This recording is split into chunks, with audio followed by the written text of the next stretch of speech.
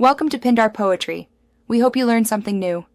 You start by opening Helix in the folder you'll edit. This puts you in the right context immediately. Once done, confirm Helix is up to date and that your config file is reachable so custom key bindings work. Make sure you have a basic modal understanding, normal and insert modes. You will switch modes often, so practice the core navigation keys now. That saves time later and prevents mode errors during edits. Now you perform edits and move efficiently. You'll use normal mode motions for navigation and commands for operations. This is faster than arrow keys.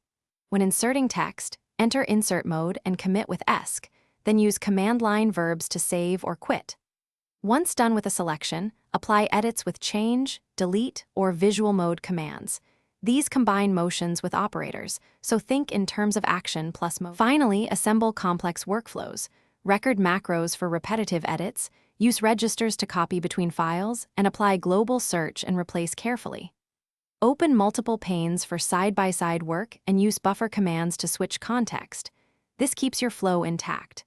If something stops working, like custom mappings or expected keys, inspect your Helix config, then your terminal's key mapping, and disable plugins to isolate the issue. Restart Helix after changes to ensure the fix.